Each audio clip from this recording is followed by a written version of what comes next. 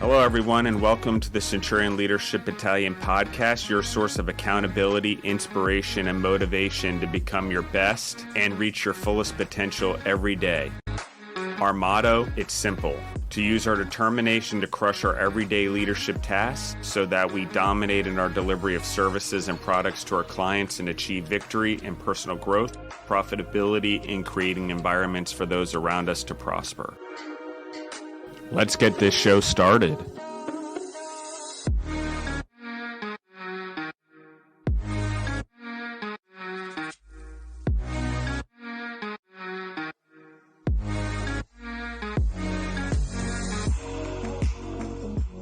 Welcome to the Centurion Leadership Battalion podcast. This is Alaina, and we have Justin on, and we're so excited to have you listening in for one of our Q&A episodes. If this is your first time listening, we're so happy that you're here.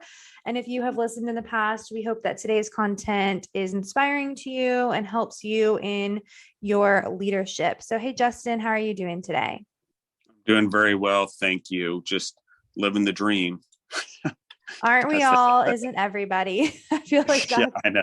Whatever that means anymore. It changes with every generation, I guess, really what the dream is. But it's interesting to me because obviously the baby boomer generation is all about retiring, right? And having a good life after the career life. And I feel like some of my generation, but more so your generation, Alaina, is like the kind of people that figure out how to the work-life balance in life, hopefully to like have long careers, but know and rotate. And wow, that's actually interesting.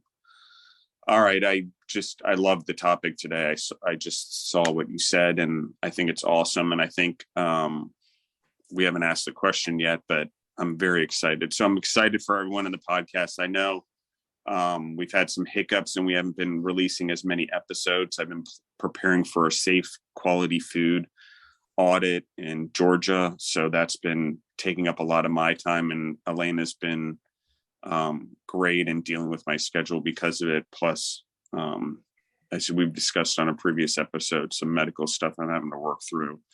So, awesome. Thank you guys. I appreciate the likes and I appreciate the support. So thank you. Let's get right to it. Alaina, what's the question for today? Awesome. Our question for today is, how do you as a leader motivate team members to do their best to sustain business and at the same time have compassion for peers in uncertainty? So it's an interesting question, right? How do you sustain long-term? So one, I will tell you the food service partners of 1998 does not look like the food service partners of 2022. Not even close. So what does sustainability really mean? So the word, I don't love the word because sustaining means like status quo to me. So I don't love it. And it kind of encourages mediocrity and to stay where you are and not understanding that even if you're aiming for average. So if you want to sustain and be average, I guess that's cool. It's just, what are you sustaining? So if you're an excellent business and you're trying to sustain business, meaning keep business flowing, and that's the term we're using it in, right? It's, I think what it's referring to in the question is, how do you best sustain business, but have compassion for their peers and uncertainty? If I break apart the question, the team members, it's really that, how do I generate business and remain competitive with one another, and the employees or team members being competitive with one another, like on a sports team where they want a starting position, but have the compassion for their peers and uncertainties, such as things as COVID and what happens when sales go down and everyone's uncertain about their jobs. Do they start taking each other out? I think that that's one of the things that people go through. We just talked about it, and these are not real statistics, but I'll just give you my estimate off the top of my head.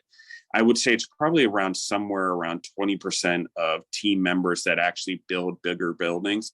And it's probably 80% of team members that we go through in an organization that eventually flush themselves out or get flushed out of an organization like ours that hold to core values and that have hardcore, dedicated, long-term team members, the compassion they have for each other is built by how well the person does their job. And are you taking care of the whole? I mean, your family is one thing and me as an individual is another, but when we go to work or we drive food service partners forward, or Better with Bacon Fat or Grown Strong or Primal Rock or whatever it is, we end up needing to be a collective, right? It's the more we're a team, the more we move in the same direction, the more all of our efforts and our brain power and our vibrations are towards the same purpose and goals and vision, then we have success. So I think, how do you motivate them to do their best to sustain business and also have compassion for their peers in uncertainty? It's a level of standard, and compassion resides at completing your job so you don't harm other individuals in the organization. And I think everyone in our organization does that. So how do you create a team-based environment? I think that's a bigger question in terms of sustaining business and compassion for peers, is how do you create the same environment that exists on a professional sports team, where you have starters and you have a bench, but you have this level of competitiveness where you're always hiring or rotating or shuffling the deck here and there, or adding in new people or growing the positions to keep people inspired to grow and motivated to grow, but also challenging people with other people and getting people to grow, not necessarily because you're trying to make them feel competitive or they're going to lose their job, but teams are built on people's ability to get through challenges and working with one another, and the team members' ability to lead oneself through new and hard circumstances. So I don't know, what are your thoughts, Alaina, on motivating and sustaining team members? I think the question is interesting, of motivating team members to do their best, but also having compassion for their peers and uncertainty. And I think we've talked about just the recent status of, our country and the world with all the things that have been going on. There's been a lot of uncertainty. So I'd love to hear more of, from a leadership perspective of leading people, whether it's leadership team or, employees that work in the warehouses or with the food, how you really set that standard for, compassion, especially in a time of uncertainty. Yeah, so I'll give everyone a little bit background. I've been through I would say 3 major crises as an entrepreneur just in food. And those crises had nothing to do with me or my business or anything. The first one being 9/11, that shook up the whole food world and the way airplanes put food on them and all of that. And we were in California only at the time and opening up Virginia, but it shook the world in a weird way, in the way that we traveled and the way people viewed their life and the threat to themselves and sort of patriotism. And so that was one crisis where we sort of really went into what we would have called sustainability then in food. And now we call it regeneration, as we've changed our the way we look at it over the last 4 years. But that being said, the second one was the financial crisis, which basically people lost jobs, people lost a lot of money.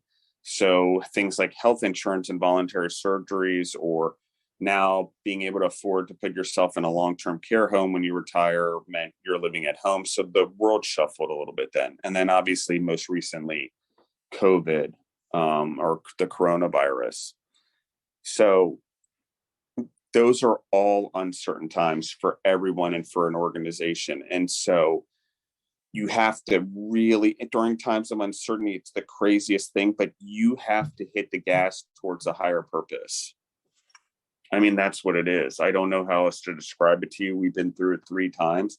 and we've gotten our ass kicked all 3 times in some way, shape, or form, and it changes who you are. Changes who you are as an organization, changes who you are as a leader, changes who your leaders are in your company, most likely.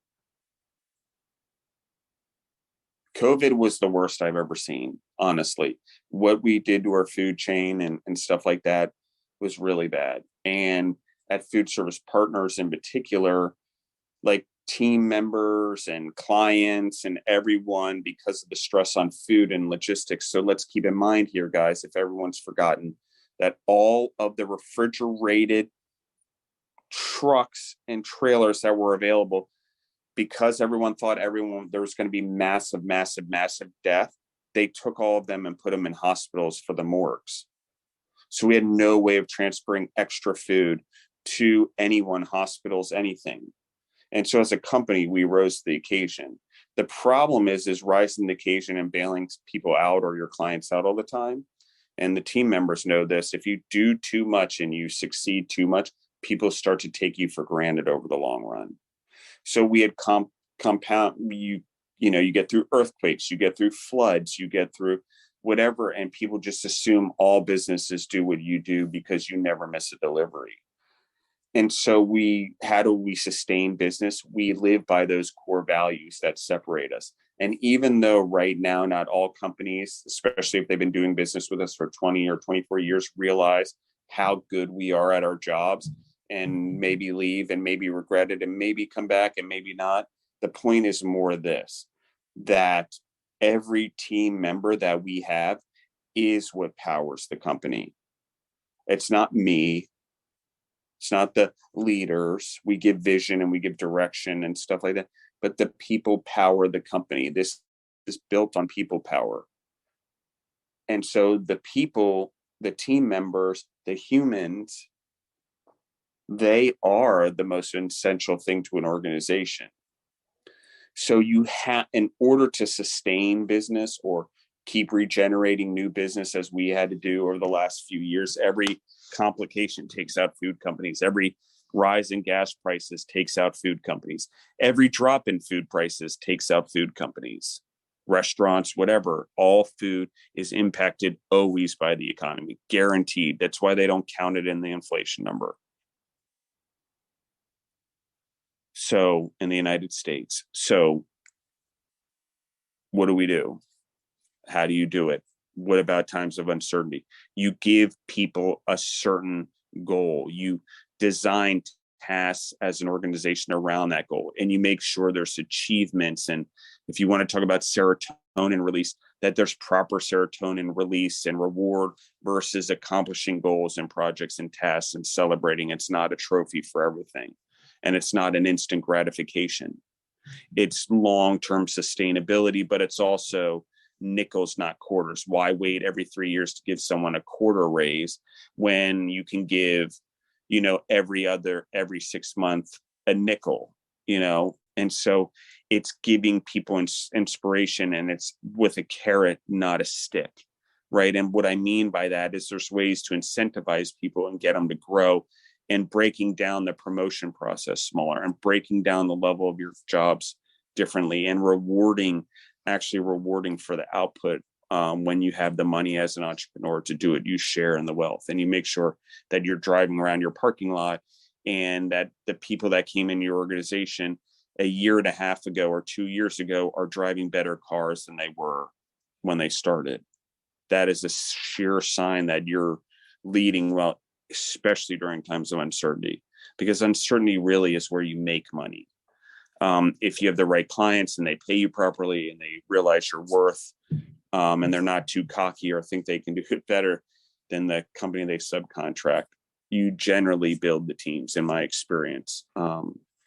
If you're a direct-to-consumer business or a consumer-driven business, how do you keep people motivated in your company? You've got to keep innovating products. You've got to keep doing what inspires the clients, and the customers will also inspire the employees. So you got to keep doing new things and bringing in new products. And sometimes, Deborah and I talk about this all the time. Why do you take on some weird clients, and why do you go after everything?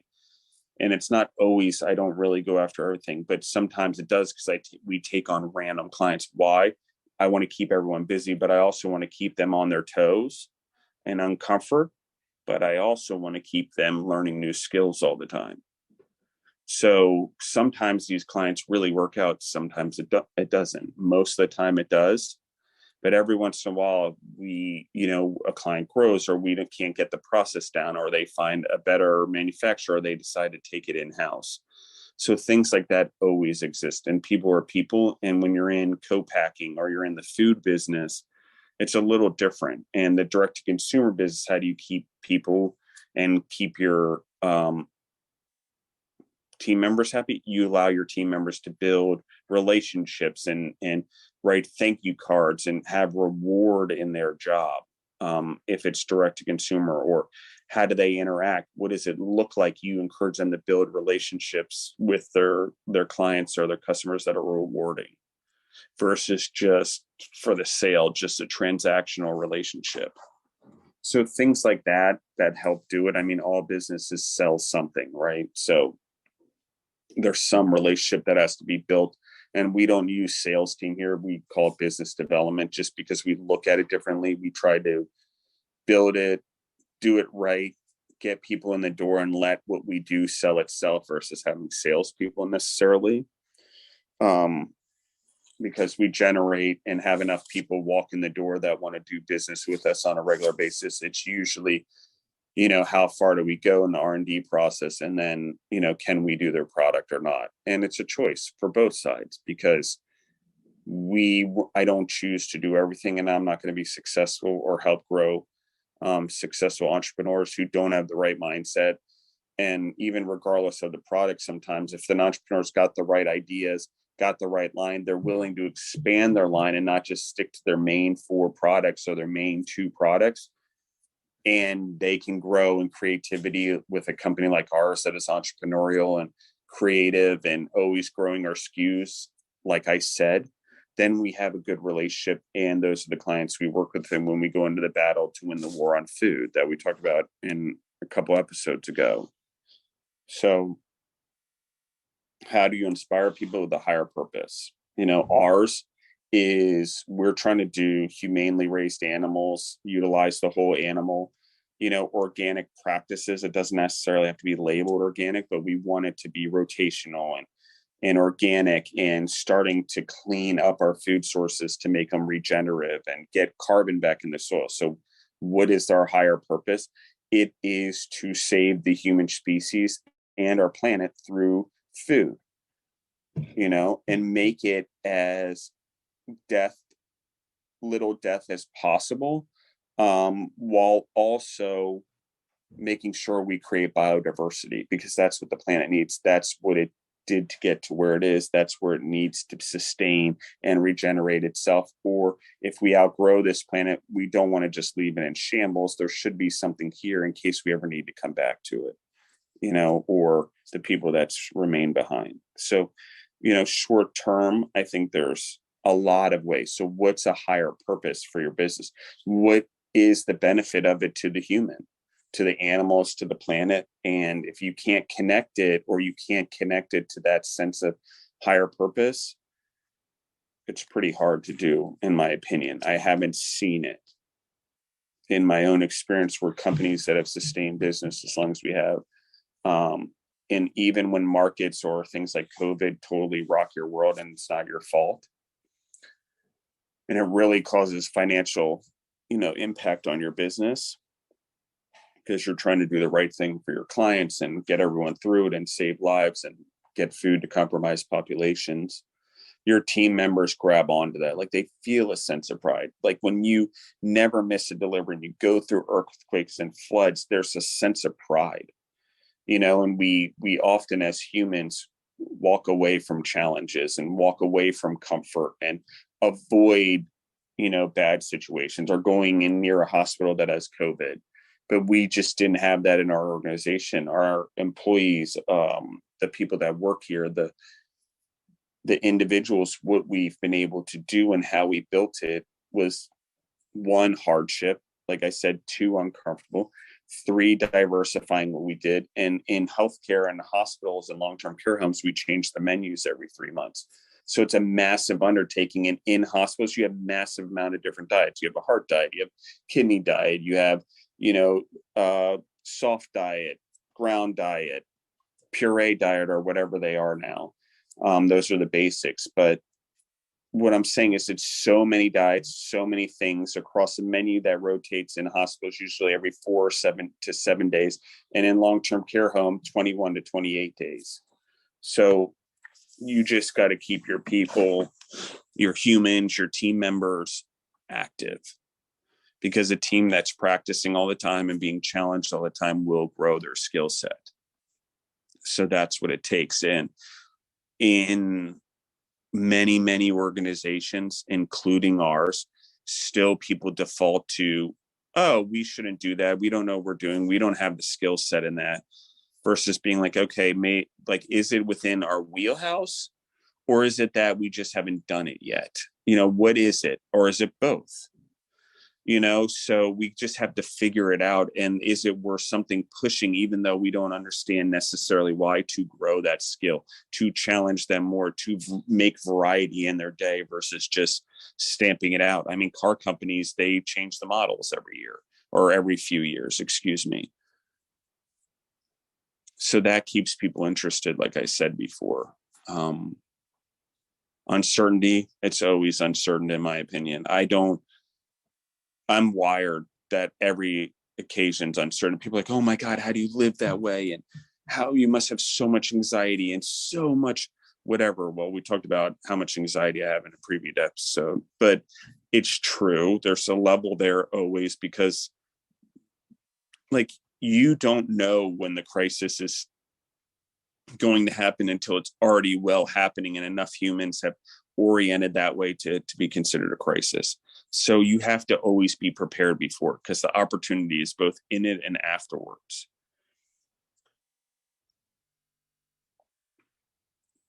So that's it in a nutshell. I think most of it is about giving your employees purpose, tying the financial goals and the rewards to that purpose or that higher goal, or why, in our case, generating money continually, or finding the right clients who are fighting the same war in food that we are, and aligning ourselves, like I said, not necessarily rowing in the same direction, but running they have a ship and we have a ship. It's not necessarily run the same, but those ships are on the same battlefield, right?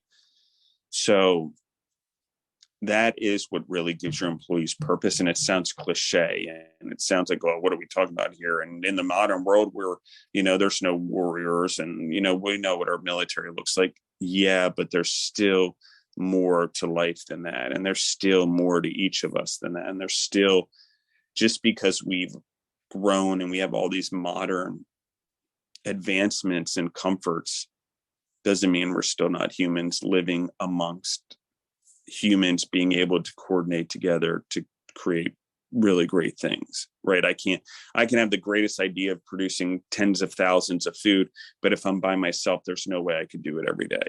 Tens of thousands of meals, right? I need a team. I need a coordinated team. I need to be a team. I need to be in a group, like our species always has been. So what do I encourage? How do I motivate? You've got to get used to speaking. You've got to get used to talking. You've got to practice on podcasts, or with your family, or with your employees or team members or other people. How do you talk in a way that is uplifting and that's motivational, inspiring? And sometimes it's different for each person based on the individual. And then there's one that motivates the crowd. So all matter. Thanks, Alaina.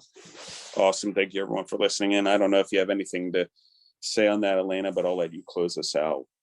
Awesome. Well, thank you for sharing all of that and sharing your experiences with all the leadership and times that you have had to lead, through these difficult times. And I think that we can all learn from that, and leaders, especially with teams and growing teams. I think we have a lot of listeners who fall in that category. And I think that everything you shared today will be greatly helpful for those leaders. And as always, we'd love to hear more from you guys. You can connect with us on our email, which we'll put in the description of this podcast, or you can also connect with us on Instagram at Centurion Leadership Battalion. And we would love to hear about the feedback you have for whether it's this specific episode or just overall the episodes that you've listened to. We are really thankful to have such a great community supporting us and what we're doing with the podcast. So thank you for listening. Thank you, guys. Thank you, Alaina.